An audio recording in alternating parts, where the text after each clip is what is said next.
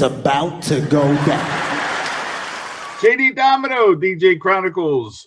Finally. I can't believe this is happening. Am I dreaming, Kym?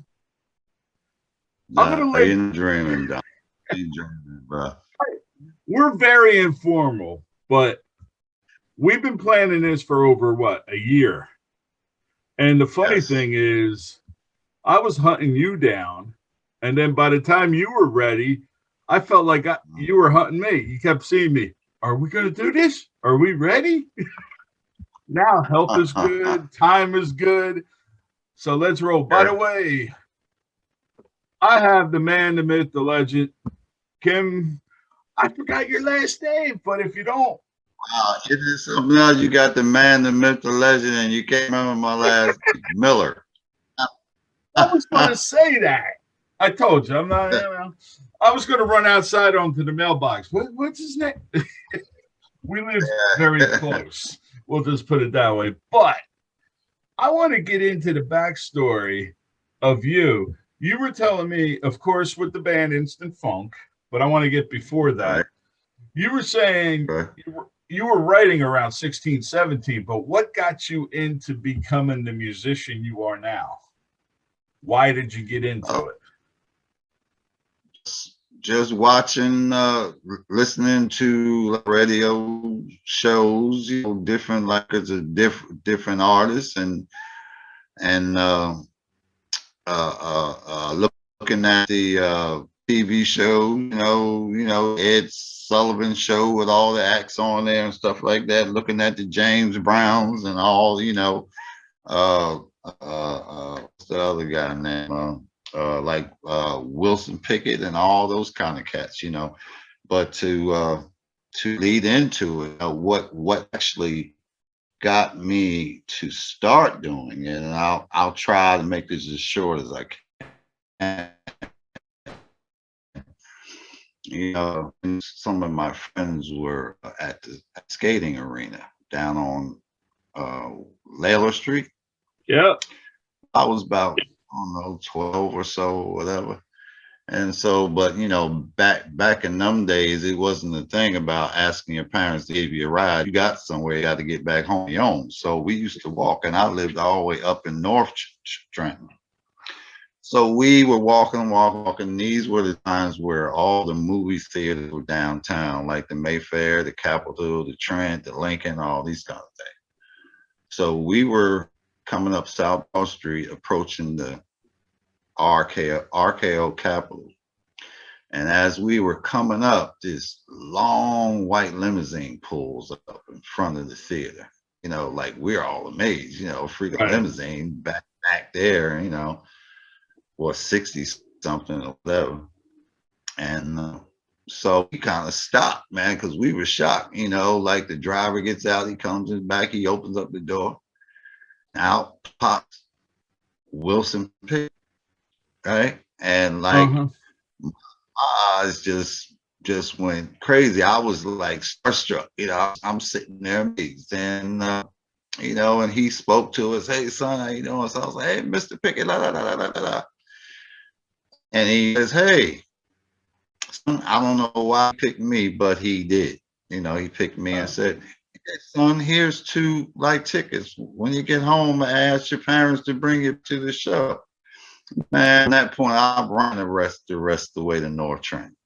Right? I get home, I ask my grandfather, "Hey, get me back to the show." So he did. And he gave us some great like tickets, man, because we were right up in the front, man. So I'm seeing everything. And I was so starstruck and so amazed that from that night, I was determined to be an entertainer. Right. And that's how I started.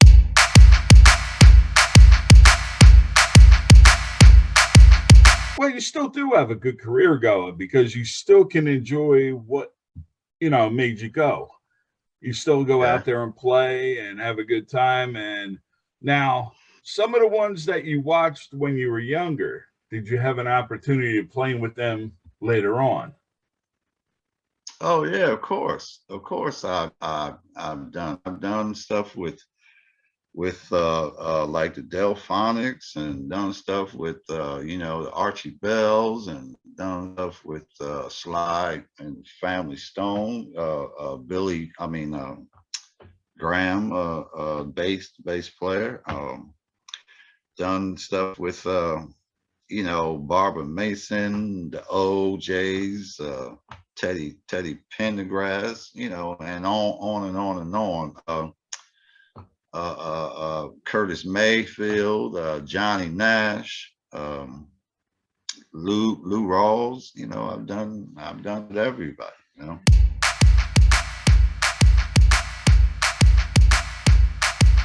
I'm laughing because at school today, at Mm, work, during lunchtime, I'll put the R&B on for my staff and for me. We'll right, calm down as the right. kids have lunch, and all of a sudden, Pendergrass comes on. Or no.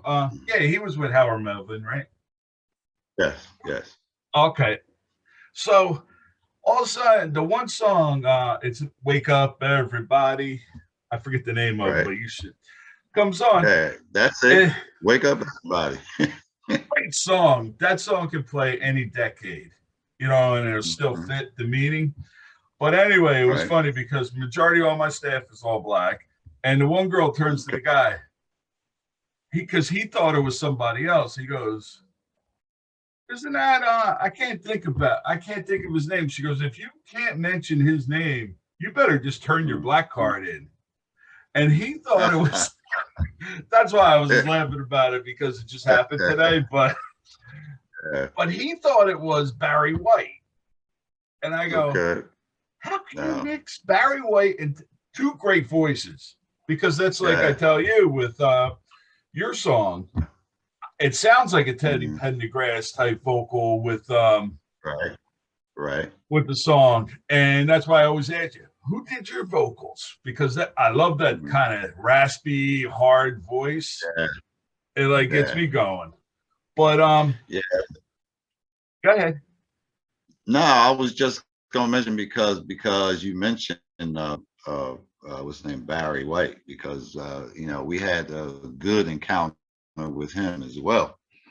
Because this was around the time that the song was really hot, and he asked us to join his tour. You know, and you know, I just wanted to say of how great of a man that he was, you know, and how nice of a guy, you know, because you know, most times when you're out there on those kind of tours, on those kind of days, you know, people would think that the artists were kind or whatever, when it was the opposite. You know, Right. you ran into some that were nice folks, but most of them weren't, you know, and like Barry White was one of the ones that, because like we were basically new on the scene, you know, and he just, Right. you know, he uh he took us into his dressing room, and he sat us down, and he just had some like business talks like with us to give us some do's and some don'ts, you know. And I'll never forget that, you know, because he was a very nice guy.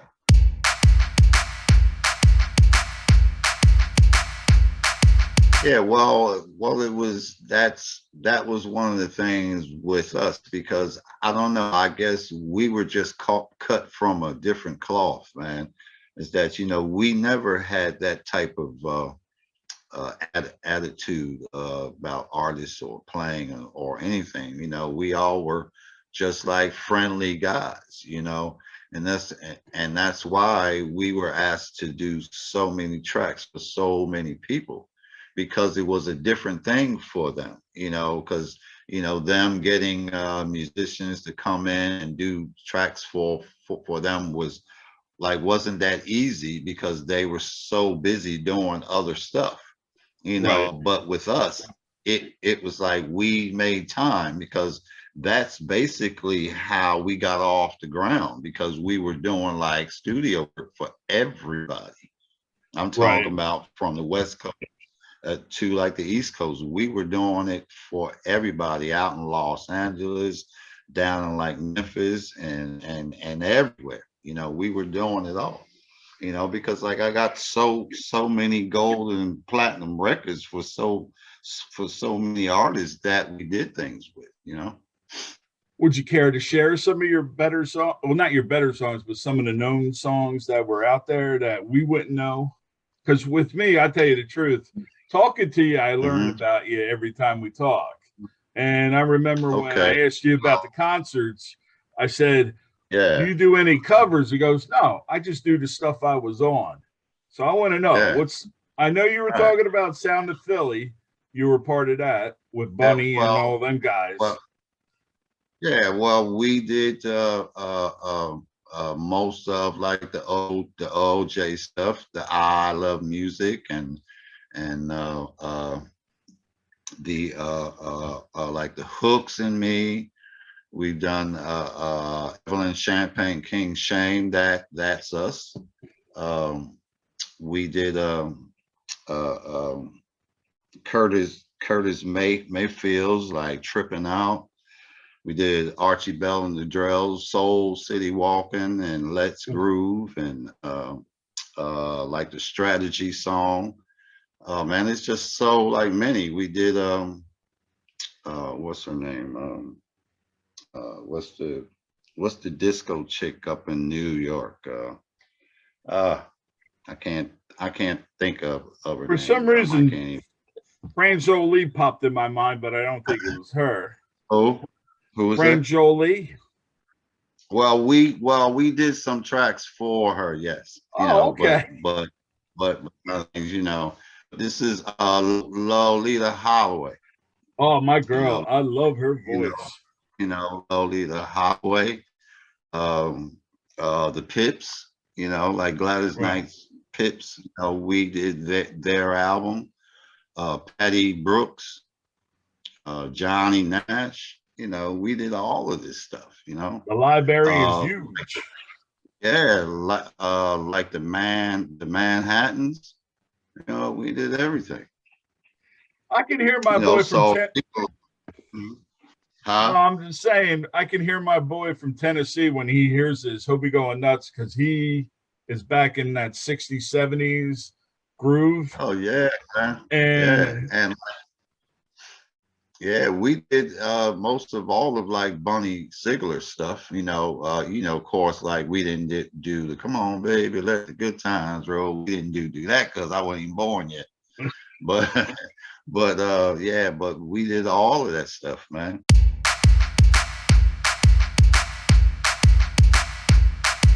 I was what, 19, 20? how Mhm. did it feel being that old at a young age and having the world to your fingers?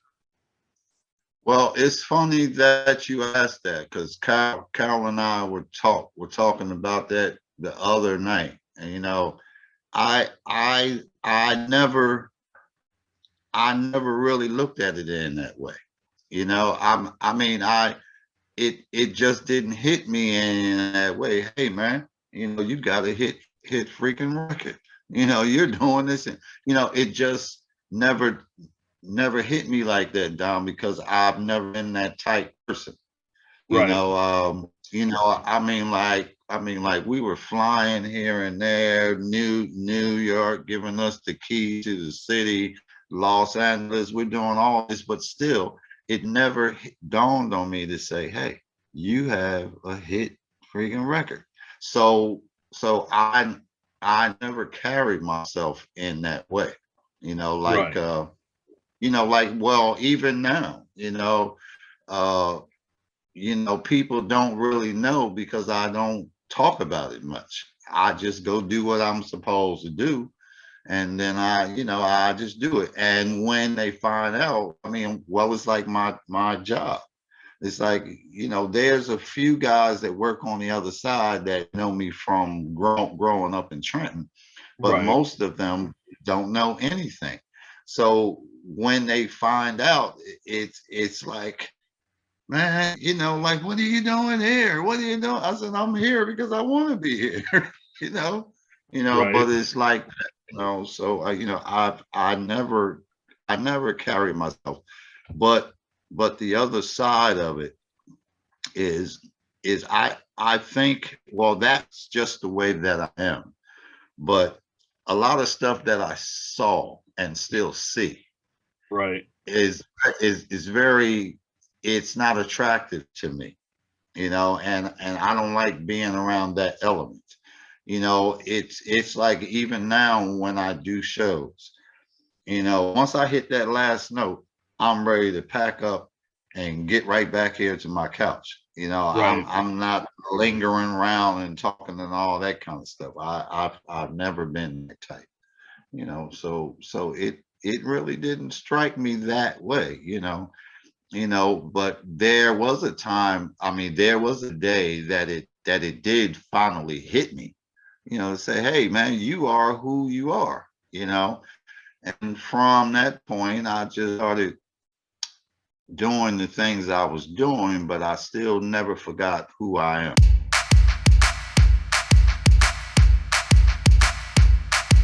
That's the trend, though. The grounding, being Mhm. around this area, and it's Yeah, crazy though how much talent is from our area, and yeah. people don't Oh, realize it. there's don't realize it. I mean, here's a little town that's sitting 30 miles from Philadelphia, 60 miles from New York, and so much talent has come out of here. Right. Stuff that they party to. I mean, even uh,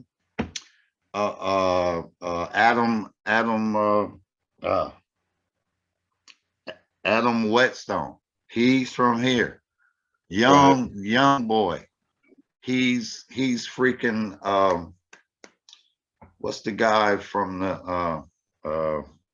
from the boy group that's Oh, on his Boys the own now?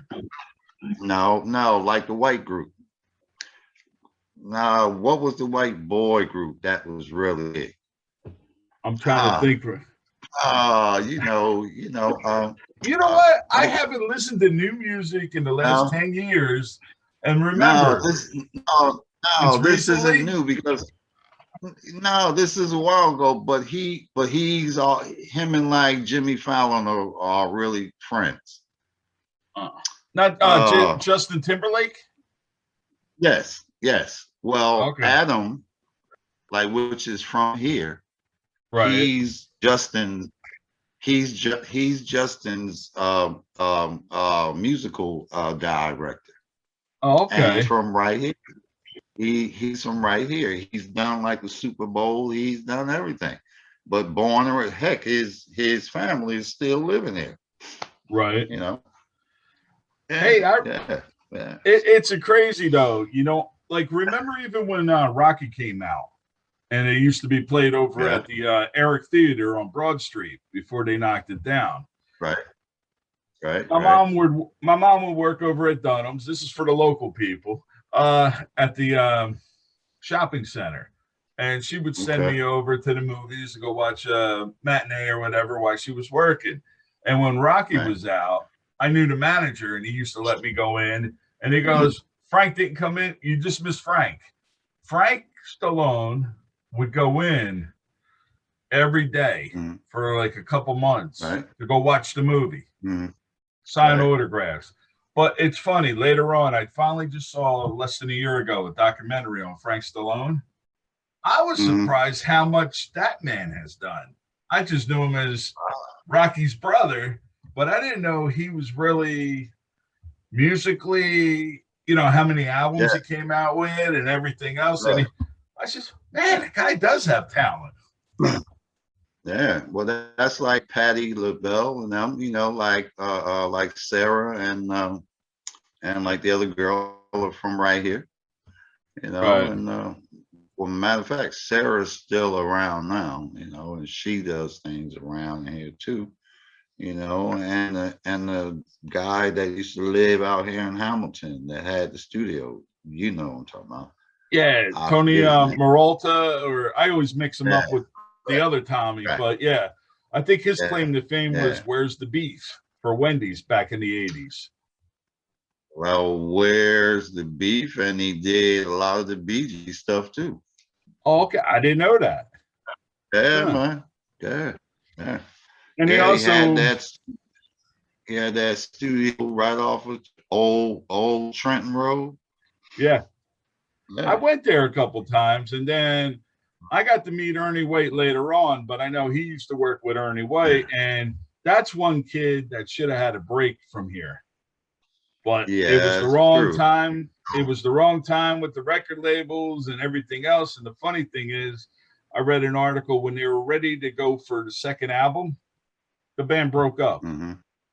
with Aviator. Yeah. Well, it's a weird like business, man. Well, it was then. Now Right. it's totally like different, But back in those days, I always tell people that success is going to do two things. It's either going to break you or it's going to make you. Right. And what I mean by that is you're either going to jump into it or you're going to run from it, because it is a scary thing. Like all of your life, all of your kid life, you're learning how to play something or learning how to sing or whatever it is that you do. And you come to a point where the gate swings open for you to step through that gate. Right. But if you look behind you, you'll always trip as far as getting through that gate, because you're looking behind you what you're leaving instead of looking ahead to where you're going. So, I say that to the point of where you said that Ernie's band, once he got to a point that the band broke up. And that's sort of what happened with us, because when we started out, we had a 4-man singing group that sang up front, and we were the band like backing up the singing group. Right. And we traveled all over the US of A with a U-Haul on the back of whoever car was running good enough to get us there. And we would go from state to state, city to city, town to town, club to club, and just work these doors until we got to the West Coast, and then we go north, south, and we used to do that all the time. But our unit was so incredibly tight and strong everywhere we went that we had lines around the block because the group was so good. So fast forward to doing all of that, we come to a point where there's a record deal for us, and the singers were offered a deal first because they were the main attraction. But on the other side, we were offered a deal that kind of split it up because we're in two camps now, but that still didn't stop us from doing anything. But as we started to do the actual work, that's when you start to see guys fall off, because the stuff started getting like serious. For whatever reason, like you didn't want to leave your girlfriend, you didn't want to leave your home. You got to go out for 2 and 3 and 4 weeks at a time, and you didn't was worried about what's behind you. Those are the kind of things that stop things from going. So out of 9 members, by the time we got to doing records and things, it was 3 of us. It was myself, my brother, and the bass player, Raymond Earl.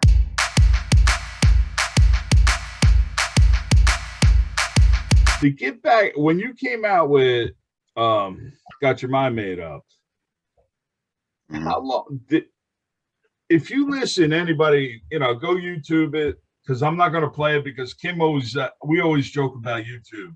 You even get blocked on YouTube with your own music. But go check it out. Yes. There's 2 different versions. Go see the DJ's version. I'm not giving him credit because I'm with the guy that wrote the song. Kym Miller. See, I remember. But the thing is, if you do listen to the 2 different versions, on yours, I see more of an instrumental with the vocals. Of course, when they reproduced it and made it house, as they're calling it, I saw in a documentary, I says, they're praising the DJ, but they're not mentioning the group. I says, he couldn't do this if the group didn't come out with this first. But Right. are you amazed, like, how the song changed a little bit? Because I remember I asked you, who's the girl? And you're like, what do you mean? I go, say what? And you're like, I don't know. She Okay. wasn't on the Uh, original, right? She was no, on the no, remix. no, no, no, no, no, no, no, no, no, Oh, no, no, no, no. correct me. No, she was a friend of Bunny Sigler's, Okay. and it just so happened, like, that wasn't planned. Like, it wasn't a planned thing that had we want to put this in a part of this record. That's not how that happened. You know what happened was, because I got my mind made up. Took us at least a year and a half before we even did anything like seriously with it. You Right. know, and actually we started out in a like jingle place recording it. Right. I don't know if I ever mentioned that to you or not, but Nah. anyway, getting up to the point of the song, it was just that one day we were in there doing some work on it, and Bunny walks in with his friend. I don't even remember her name, and he brought her inside the studio, and he had an idea, and he just brought her in there and got her to say what at the times that he was thinking. Right. And along with the lyric, with the refrain, I mean, with the answer that she was saying, like, it all matched up. So that's how that happened. That was just like a win. The But funny. Go ahead. now, but now, when we actually did the song, it was nothing like the versions that you're hearing now. It was a straightforward, chorus, hook. I mean, verse, chorus, verse, chorus. You Right. know, but then after Larry Levan got a hold of it and did his mix to it, Right. that's what lifted the song off. Now, I'll be honest with you, when I first heard the mix, I hated it. I hated it because it was a year and a half, maybe 2 years that I've been used to hearing it one way. And That was now your this guy, baby. this guy, he comes in and he chops this off, he chops that off, he chops this off. So, I really wasn't crazy about it. Right. But I wasn't to the point where I said, "Oh no, that's not wrong. We're not going to do that." I wasn't that narrow like minded. My like vision is very broad. So Right. I said, okay, let's give it a shot, because that's the era that we were coming into, was era of DJs doing that kind of stuff. So I said, okay, let's give it a shot. And it's funny because when they dropped that song, the record label had not put any kind of promotion behind it whatsoever, none. They just Right. dropped the song, and the momentum that it did it on its own. You know, Right. whatever DJs had it, whatever stations had it, however they communicated, it did that on its own. And when they found out, I mean, even the record label said, "Oh crap, we got a hit record here." That's when they started to throw all that promotion behind it.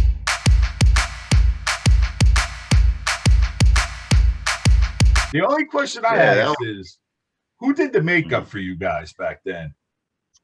It I was was. the sax player, like the Oh, sax okay. player. Actually, you may know of his group now. Well, he hasn't done anything around here in a while. You ever heard of um, what's his name? His group? Oh shoot, That's all right. what's his name? No. His name It'll come. is Johnny O and the Classic Dogs of Love, of A Funk, or war, I think something. it is. Yeah. A war or something. Yeah, well, that's his group. Well, he was our original sax player, Oh, and okay. he was into art and stuff. And don't ask me how the idea got started to paint our faces, but it happened. you know, because that was around the time Kiss was doing pretty good, and we said, okay, well, maybe it'll work for us, you know, and it did like a little something. Now, was that the Yeah, spandex or did you wear leather pants? Because I remember it was the leather pants, no shirts, and the face paint. no, it started out at first with black leotards, Oh, okay. you know, stuff that they do like ballet in and all that stuff. Right. Yeah, well, that's what it started out as. You got to be a And man I to wear hated them it. pants. Man, I hated it. I hated it. But it was like a gimmick, you know, and Right. then it went to the spandex, and then it went to like the leather pants. And today it's nice Dockers with a t-shirt. Nice and simple. And listen, I'm just, yeah, you know, like a lot of acts, you know, they like to dress up, and they, you know, like some of them like to look the same with the like unified look and everything. That's okay. I don't really care for it, but if I have to do it, I will do it. I like guys to show their individuality, you know, sort of Right. like Kool and the Gang too, you know. Right. You know, Another actually, local like, group.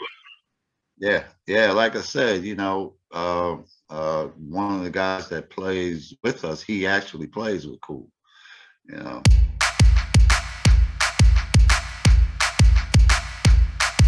When you did that song, did you think it was going to be a staple 40 years or so later? No, no, no. I honestly didn't, because as I said earlier, that I never looked at what I was doing or what we were doing as being what it was. You know, it was Right. just I, I was just doing what made me happy. You know, I wasn't looking at the stardom of it, Right. or the long or the long longevity of it. You know, I wasn't looking at that part of it. But no, I didn't know. But what I didn't notice was that everything that we did had the tendency to sound fresh years later. Right. I noticed that everything that we've done, you know, like stuff that we did when I was 20, 25, that I hear now, that it fits the time that we're in. You know? The thing is, like I talk to you about this all the time, and music that comes out today, I don't Mm, think it'll last 5 years because they do that cookie cutter. Now, I yeah. found something interesting. I listen to Studio 54, and the one DJ does the new disco hour, Okay. and they had a song, and I says, "Man, this is good." Come to find out, it was like Silver something, but it was Bruno Mm, Mars and another guy. okay. They're not using their Okay. names in the title of the group, but they're doing that Mm, 70s disco slash house type sound. And okay. I always tell you, I'm not gonna put you on your spot because I know you don't listen to the music I give you. You always say, I Mm. forgot, I lost it. But anyway, a lot of that stuff though, a lot of that stuff is from Germany, England, and these producers are rocking the house, and I guess they're tired of hearing that cookie cutter stuff, and they're redoing all the 70s, 80s, and 90s.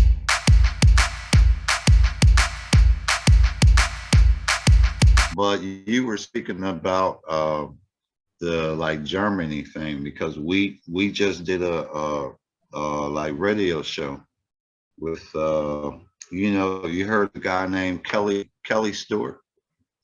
Well, he has Vaguely, a yeah, like some kids like radio, KIZZ, right? right. So we just did a thing with him because we're like working on going there, you know. So you know, I don't look forward to be anytime in the near future, because I gotta wait for some of these numbers to clear up. I don't want to go No, nowhere, you know. but like speaking of that, you were saying why we don't hear that stuff over here, because it's a whole different licensing thing, where they do what they do there, and they may play stuff that they hear from over here, but very rare is there anything that's being played or produced over there is coming over here, especially with because now they have like the Sirius and stuff like that, like these old brick and mortar like radio shows and stuff like that are not that many anymore, Right. so that's how they do stuff.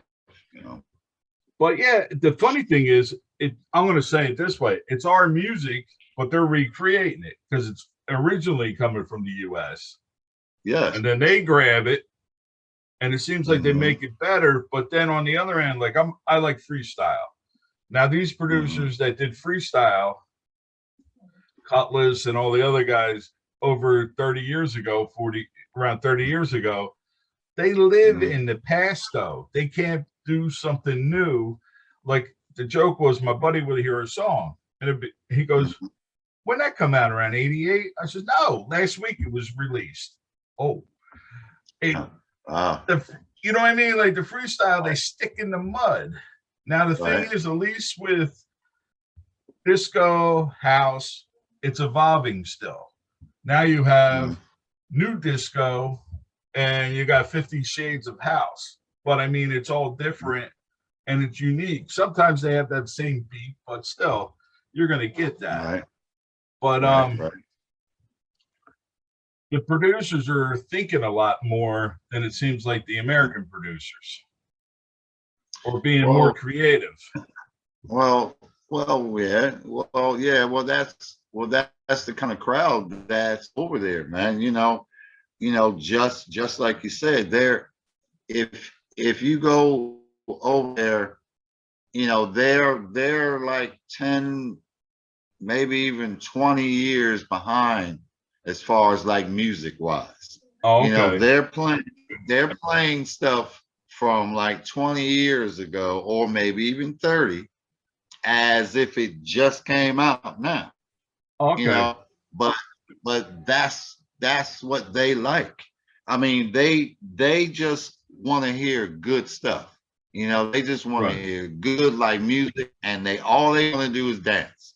That's all they Right. want to do. So this is why so many acts that you haven't heard from, well, you think that they're like dormant because you don't hear them in the States doing anything.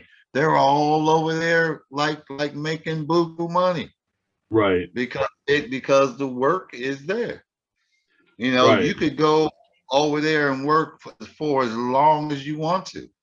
You'll be wanting to say, oh man, like I think I want to go home for a month now, because Right. I'm tired, you know. Well, I was talking to Kenneth. I interviewed him a while back, and we were talking, and Who? told him Kenneth Purnell. He's from the Okay. West Coast. That's another one I slid you that you didn't listen to. Don't worry about it. Yes, I did. I did listen to that stuff. Okay. I did listen to it. I'm only busted. You had sent me a bunch of stuff, and I did finally listen to it. So what you think? I did. Oh, watch Huh? this. I'll put him on the Yeah, spot. it was cool. It What was you think cool. about the horn dogs? Yeah, the Who horn dogs were cool. they I even liked did, them. they did the old remix, was it Rock Steady? And Okay. a couple other ones, but they were from Paris, from France. Now, a little Yeah. story with them: there's three producers, and what they do is they go in the recording studio, and their buddies are in there. They'll play tracks, and that's how they come up with some Mhm. of their stuff. But Uh, Knief told me he toured over in Germany, and he says, "Oh man, if Instant mhm. Funk went over there, they'd light the house up because they die for our music." He goes, like you said, Well, yeah, they go yeah. nuts. It is true, but but it's such a hard thing to get over there. Well, I mean, just like it's hard for them to get here, it's hard to get there because you got to go through a lot of stuff. They have a way that they do things, and Right. it's basically you have to know somebody who's involved in getting all that work and stuff right, because it's a lot of stuff.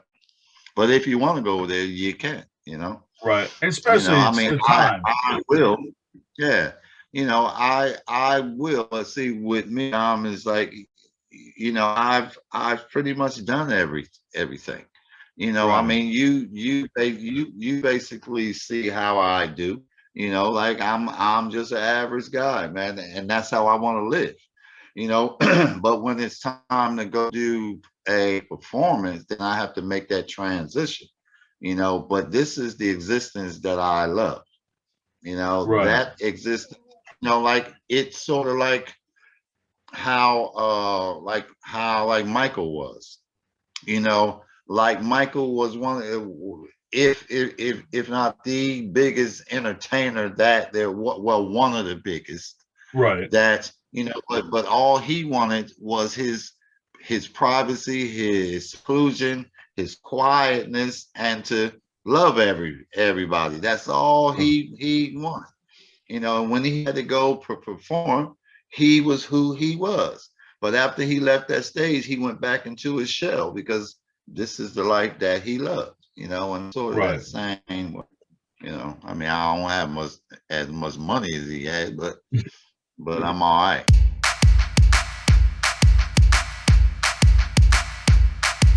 I got a question for you. I always pose this, and you brought Michael up. Here's the big debate: Michael, Frank, Elvis. Who do you think's the triple threat or the main event, or how would you rate them three? Well, each one is like champion in their own right. Like it's hard to say which one because that's three different like genres. That's three different audience. You know, Right. like Elvis was king and what he did. Yeah, that's why you got 100,000 Elvis impersonators but there's none like him. Right. And the same with Frank. How many people you go into a lounge act or something and they singing Frank, or Go they're down to AC all attempting the to sing. time. Right. Yeah. And the same with Michael Jackson. You see them all out there trying to moonwalk and all this kind of stuff. So I can't say which one because they all were great in their own rights. Well, the one thing I did Now, is if you ask me which one do I prefer, then go that's ahead. then that's a different question. Okay. Who do you prefer? And I'll tell you where I'm at. Well, I'll be honest with you. I never liked Elvis. Um, um, Frank and like Frank, Tony, like Bennett, Robert Blue, Blay, all these kind of guys. Now, see, the thing about me is that I love all genres of music. Right. I'm just not into one thing. Now, I like it all. Now, Frank was the best at what he did. Right now, those were the top three that I just named: Frank, Tony, Right. and like Blue Boobily. Blade. Yeah. Yeah, bubbly, whatever you want to call it. Yeah. The water And peddler. yes, right. And like Michael Jackson, as far as what he did, man, he was the best to ever do it. He was the best, you know. So Frank, I love Michael Jackson. I love Elvis. I never got into Elvis, you know. Right. Yeah. I was never an Elvis fan. Being Italian, coming up in Trenton, you know what was force fed Yeah, on Sundays? Pasta and yeah, Frank and Yankees. right, So, but yeah, I look at it this way though. With Sinatra, he did the movies. He came away with mm, an Academy Award. He wasn't a cartoon actor. He was more of a serious right, actor. Every time his career went down a little bit, he reinvented himself and kept getting up and going to a higher level. Elvis right, was more of right, a cartoon. Yeah, Elvis did everything, but I mean, the movies he did and the way they presented him was more cartoonish. right, I right, couldn't right. take him serious. Yeah, some of the music, I can't take that away. But I mean, as an actor, now Elvis didn't really write his songs, right? Or he, No, no, no. Matter of fact, I like when I was doing a lot of work over at Sigma Sound over in Philly. Uh, one of the guys that worked in like the office, he one day we're walking in and he says, "Kip, let me show you this check, man. Look at this check, right?" And it was a check. It was for like an Elvis song, right? right. It was like like a royalty check, and it had four like writers on this one song.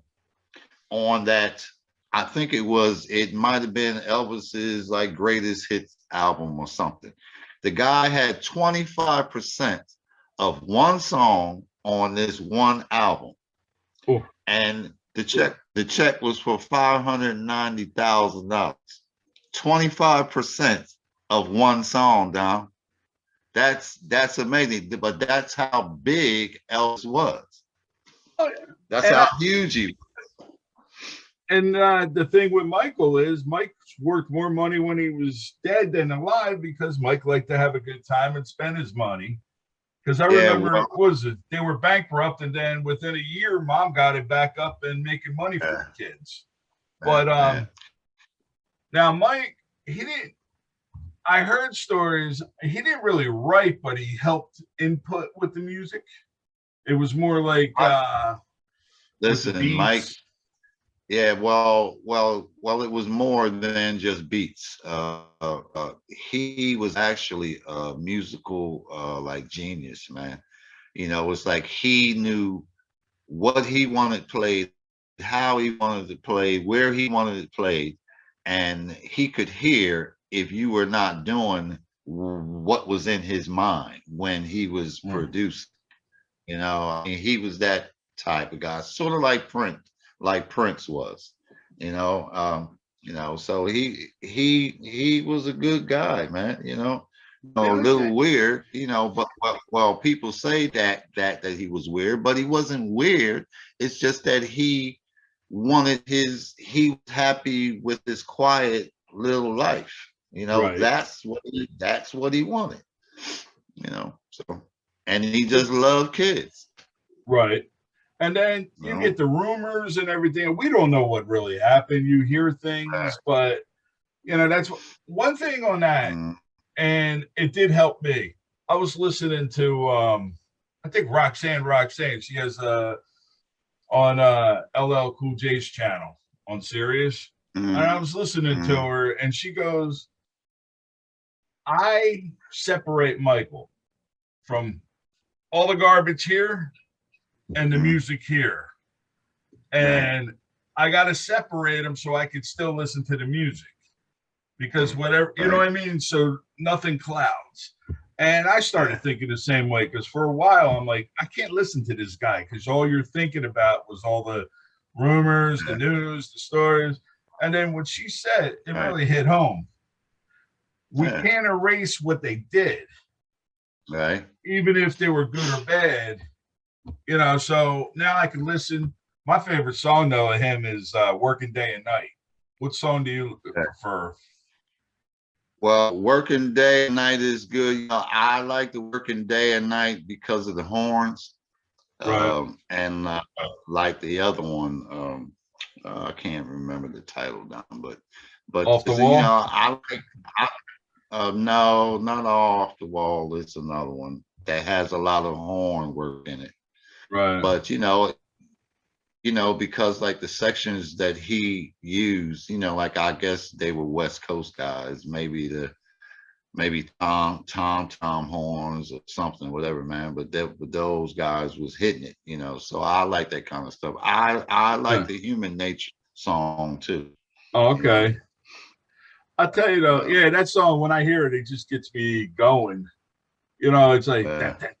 uh, But uh, I like the backstories, especially when I hear like, with him, like what the mm, musicians have to go through. And like you said, he makes you mm, go nuts. Like the drummers used to go crazy with the beat because there was something mm, different that he would want and different things. uh, But it's not the Michael Jackson show, it's the Kym Miller show.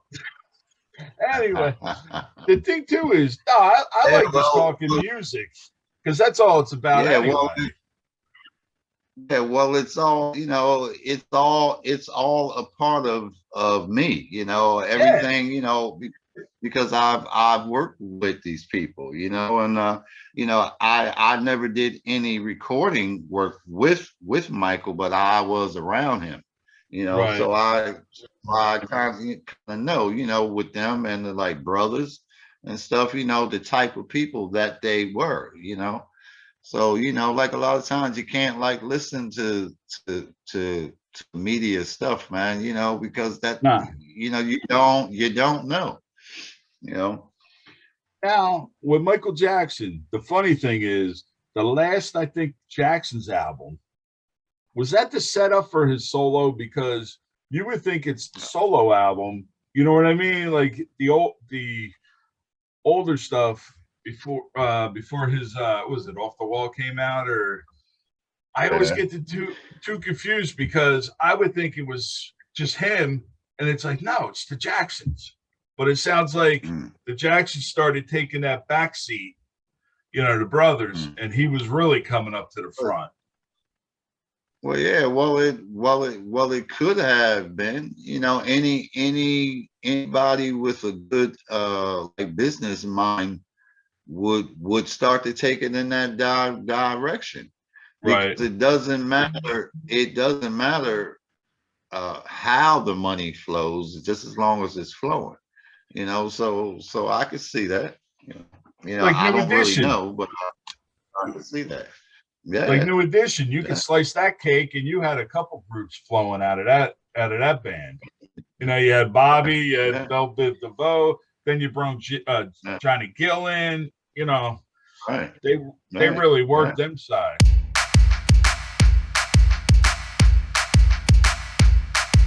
Question: you mentioned two people that I like, Barry White and Mhm, Lorette Holloway, or I'll even throw in mhm, Martha Wash. Great voices. Now you got a big guy, not me, mhm, Barry, and then you yeah, have full-figured ladies. mhm, Why? And you look nothing against Barry. Barry's not as pretty as some people, right, but that voice was there. But they would put him up right, front. But then when you mhm, had the ladies, they had to put them behind other people, or they just, they didn't want the faces out there. Like I always used to compromise. Nobody like Fat Boys. You remember what the Fat Boys yeah, original name was? nah, Disco 3. But the okay, first song came out was Fat Boys, and they changed the group's name to Fat Boys. The Weather okay, Girls. You remember what their original name yeah, was? But nah, 2 Tons of Fun, but they oh changed it yeah, over to the yeah, Weather yeah, okay, Girls. okay, yeah, Why is yeah, it good for the guys, but not for the ladies if the ladies want to wear it? You know what I mean? because Like it's you have, fascism, fascism. and That's it's a all. lot of talent that couldn't get out there because I That's like, all. Go ahead. no, you got more insight on this one than I do because No, that's back in your no, day. I'm just saying that is just fascism, man. It's just men like thinking and coming up with their reasoning for like doing it, because talent is talent. Right. Yeah, I mean, if a like lady has a nice shape or something like that, and out there like singing. Hey, some of these like skinny ones out there, man, they can't sing a lick. But you know, it's people Eye are candy. liking them or buying them or something, you know. But it, it never mattered to me. But that's the like industry. That's how the industry was, because the industry is nothing except about making money. Right. That's all. They're not worried about, okay, yeah, Lolita can sing, but she's too big to be out there in the front. They don't care. They didn't care about not having her out in the front. All they worried about was people coming. Well, the promoters, or Yeah. even the like record label, about, instead of putting her picture on the album cover, you may have another design or something, which is okay if that's where your head is for doing it. But if your reasoning is because she's a heavier like woman, then that's crazy. I Right. think it's crazy. But I that's why they did it. I think it took a lot of music But away from us. yeah, but if you noticed about like Barry, they always had headshots of him. It Right. was all headshots.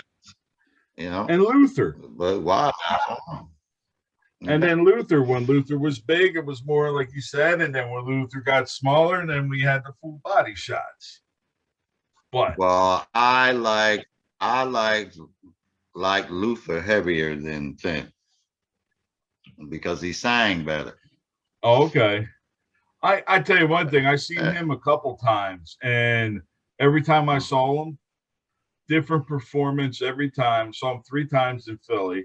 Great performer. Yeah, I enjoyed every yeah. show I went. And then when I went to see Madonna and also Hmm. Morris Day, they're too Right. mechanical. They were like, somebody would say, yeah, the show's only 55 minutes. And you look at your clock, boom, right to the penny. And I saw Morris Wow. Day like 3 times in Philly, same show, exactly. Same thing with Madonna. Yeah. I like, Yeah. because I can't wait for you guys to. I know you got canceled a couple weeks ago. I can't wait to see you again, Hmm. because I remember I finally got out. It was the drive-in concert. You guys Right. kicked ass. Hmm. I mean, I was very impressed on the. I love a good Thank you, band. brother. Thank you. I Right. love a good band, and that's what I told a lot of people I work that are all into the music. I says, even if you don't know who they are or get into it, if you want to hear the best musicians around, I said Hmm. it's a great concert, because Right. it took, like I said, when you guys got on stage, the Hmm. other band was on. It was like, and then when you got on, it was like, boom. It was like, this is our Right. stage. We're taking over. We're going to entertain you. And Right. then, and you could tell. Yeah. Well, that's how. Yeah. Yeah. That's how I like look at things. Like I say, even though like the conversations that we've had thus far, about me liking my quiet time and my peace and my privacy and this and that, but when I hit a stage, it's a whole different thing, and all I see is giving a great entertaining event. Right. Like it's not, hey man, I done went and sat and played for hundreds of bands and seen hundreds of shows. But the bands are great, but the entertainment wasn't there. I mean, great music, but there was no entertainment, Yeah. and that's what made James Brown so popular. James Brown couldn't sing a lick, but his Right. show was so dynamic and on fire. That's what people want. I mean, people want to be entertained. Right. And another thing, Dom, is that people like to feel a part of what you're doing. I always try to make my audience feel like they're a part, like they're my, if I got 9 guys in the band, they're my 10th like member. Or if I Right. got like 11, then they're my 12th. I like to get the audience involved in what I'm doing. Well, I tell you, I was sitting in the car far away, and I felt soaked right in with you guys. You drew me Okay, in, cool. and I Yeah. like it how you were teasing. Who wants to hear that song? You know, and then you just keep Oh going, yeah. playing the little tease. Everybody's. Yeah. But the thing is, say if you guys played 45 minutes to an hour, it seemed like it was that. You know what I mean? Where you Right. just sit there and you're like, you look at the clock, you go, damn, it's over already. I want more. Yeah. You know what I mean? Yeah. It's Yeah. so if Yeah. anybody ever gets a chance to see Instant Funk, I know it's the times right now, and I know how you are trying to stay low key. Yeah. But if you see it advertised, especially around the area, go see them. They're worth it. I always try to promote you guys.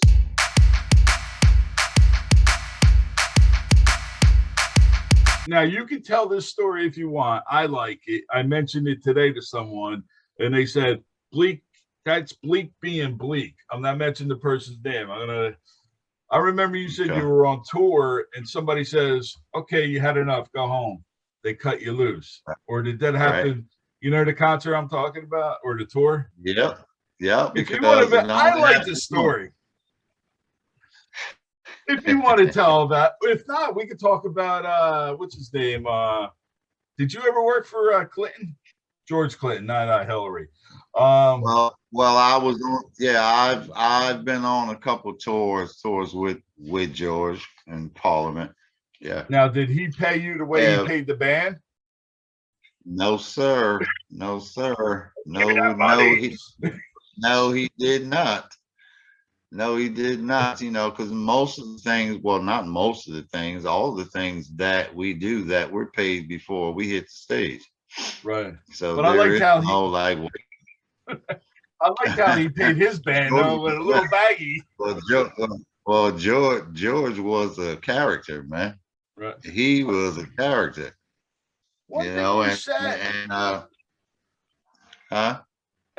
One thing you said that reminded me of Clinton, because I know George, when he was first coming out, they had the Parliament, and then he had his horn section, this section, and with Right. Motown, they couldn't do the two bands together on the same label. So then all of a sudden, he made each little section into their own band to get signed on multiple labels. And it kind of reminded me, like with you guys, you had the singers, and then with the band, it was sort of like part of like the George Clinton type. That's exactly what happened, you know. Exactly, Right.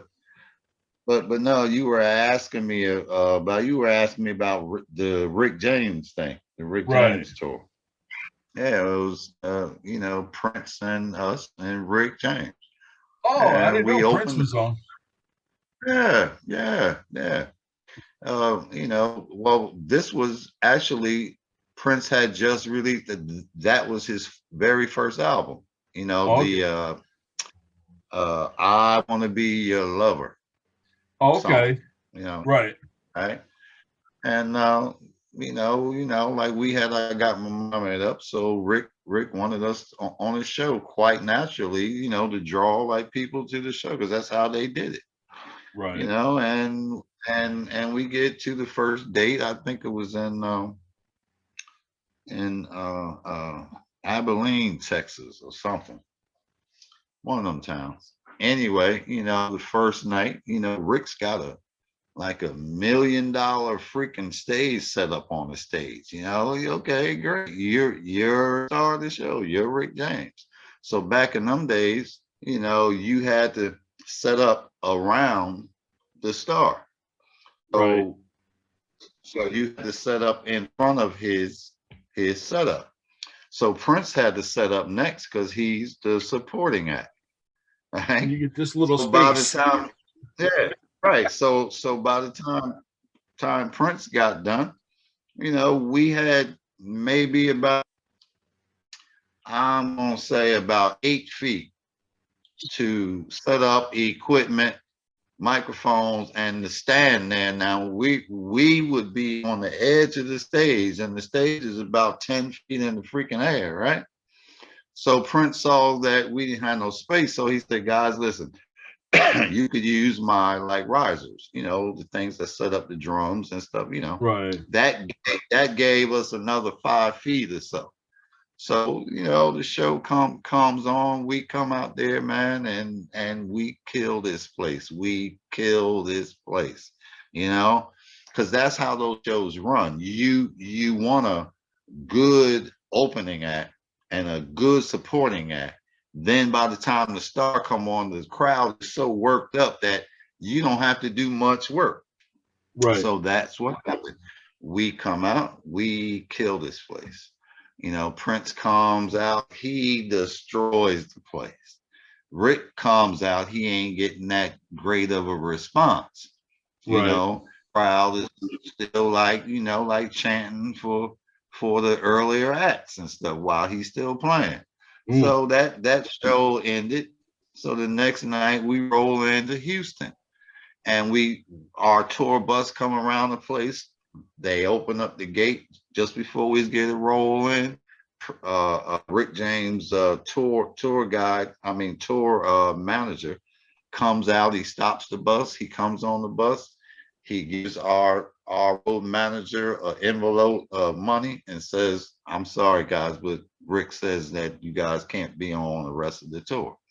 And so, we got paid, but we knew why, because we were hot, hotter than him, you know.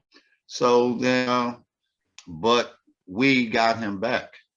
We got him back because we had to do another show in Winston Salem, Right. and it was an outside date. It's about 12 groups on the show, like Foxy, play that funky music. Well, I forget the Right. name of the group, Uh, uh, but but it's all these groups from that time. Prince was on it too, but this time we were the supporting act, so he couldn't fight. And it wasn't his show. right. Right? We were right before him, Dom. So Uh-oh. here we go again, right? We come out there, man, we destroy this crowd. When we stopped playing, the crowd just kept chanting, "We want instant funk. We want instant." They kept on chanting, kept on chanting. Now our stuff is off the stage and we off in the back and everything. We could still hear the crowd. "We want instant funk." Right. Stone City Band comes back out there. They start playing, and the crowd was still chanting, "We want instant funk." Right? By the Right. time Rick thought that they was all cheering for him. When he walked out there, man, and he always had the habit of lighting this joint. Right. Walked out on stage, right? So he lights the joint. He walking out there, and he's all into his thing. But then he caught wind of what they were saying, and he Right. stopped the band. He said, "What are y'all saying?" And they said, "We want instant funk. We want." He said, he said, "MF in instant funk." Threw the mic down, threw his bass off, man, went running off at the back, man. We said, "We got you behind, sucker."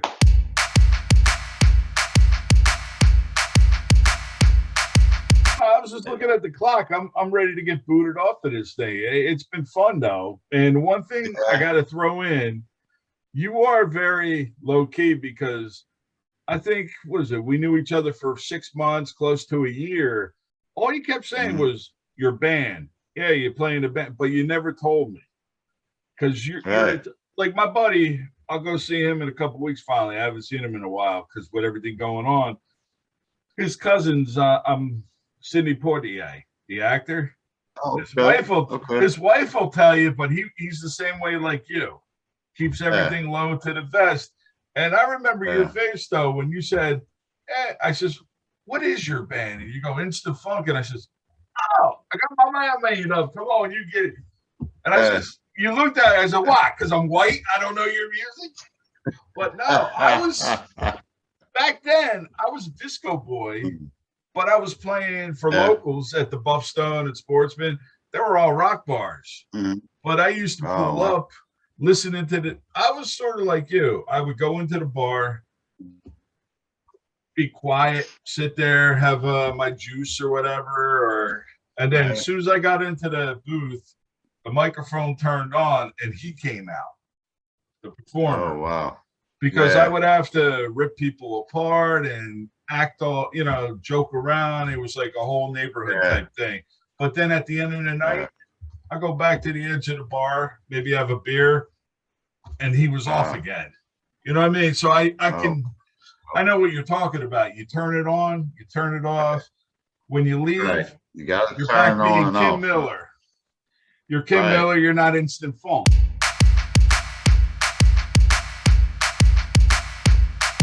But I'm glad the music industry embraced you guys, and we have because you've been doing it over 40 years now, right? Yeah, down a little bit Good longer life. than that. Yeah, a little bit longer than that. Well, But I still enjoy it. I just have to separate myself from the chaos of it. the dirty stuff is the worst. Yeah, The creative part. The creative part. And when are we going to get a remix out of you guys? We ever going to get a new version? Yeah. We're like working on some things now. You'll be hearing something soon. Okay, that's good to know, because but as far as that other side of like the music industry, that's why Carol handles all my stuff, because she's like rough, man. She's rough. Especially walking out in the morning and all of a sudden you hear that voice above. It's like, hello? But one last thing though, I was watching I do a lot of documentaries, I always talk about them. They were talking about the music industry, and it was the rap. And the one thing I liked about with the rappers, they were talking about it's more of a culture. But the thing is, with YouTube and TikTok, you got a lot of wannabes coming in, taking over, but they don't know nothing about the culture. And the one rapper was saying, what the heck was that? He goes, everybody's yelling when they get signed to record labels and to producers, they're not making money. They think, hey, you want to go out to dinner? Yeah. They don't realize they're paying for the dinner. Right. Hey, you want a new car? Yeah, here's your car. They paid for the car. And he goes, it happened to me. It was in the contract. I didn't read the contract. Now I write the contracts, and it's your fault if you don't read the contract, because it's your money, not my money. I'm making my money. You can do what you want with your money. And did you see a lot of that going back in the day, where they take advantage of you guys? Of course,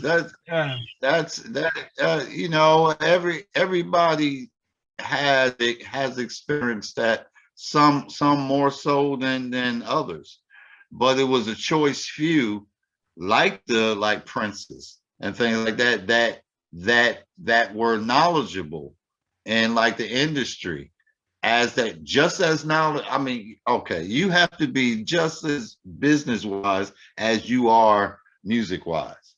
Right. You have to know that business just as much as you can play that instrument. You have to know. You have to read. You have to study. You have to ask questions. And that's the one thing that I do regret, is not knowing what I know now then. Right.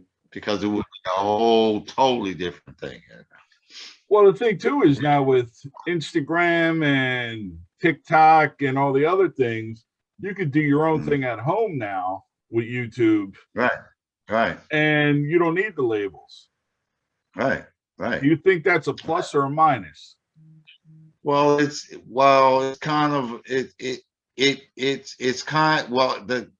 whole thing is like minus, because as far as money wise, because you can't get paid like that. People can just go there and stream it or take it or whatever. But you have to use those outlets as a like different source, because that's what like Bruno Mars does. because Right. like Bruno will tell you. He said, "Listen, I don't care if I don't if they don't pay for the copy of this record here off of this site because I'm making my like millions on a live performance. I just use this to bring the people out." Right. So it's a like minus as far as it making money for you. I mean, as far as getting paid every time someone streams something off of YouTube or whatever. But it pays you in the long run. This is an outlet to just make Promote. yourself big. Yeah. Yeah, you can make yourself big without even doing anything. Yeah. Because you can sit here and you can write it, you can post it, you can type and everything. You can make yourself larger than large, so that when you do step out, your Right. crowds are going to be humongous because but you got to get on the right outlets so that it can reach people, so you can build up your what do you call them, The fan followers. base. Right. Yeah, your fan base, man. So Well, that's what we're like working on now. okay. I'm waiting for a documentary about instant funk, though. Well, it's funny you asked about that because like I hear you saying about your book and what you've done. That's sort of like what I would like to do, because I have a lot to tell. Maybe So we I got don't to know. get together, partner. Yeah, Hard yeah. Knocks is always looking for new people. That's a Okay. you never know, because I remember Yes. now whatever happened.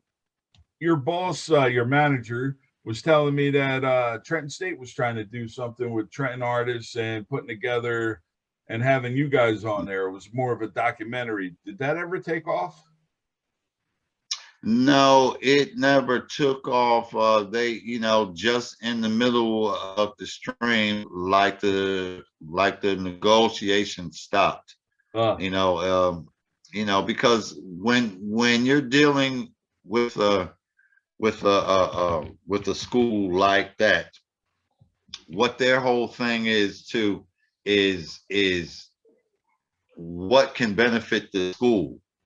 right, They're looking, so when you do stuff with them, you have to uh give them a like vision of how what you're trying to do is going to elevate the school. right, So we weren't talking about those terms when we went in, but we right. see how they do things now and now, so I don't know, like whatever she wants to do. Right, boss? Yeah. And the boss is saying, "You guys are talking too much. Shut it down."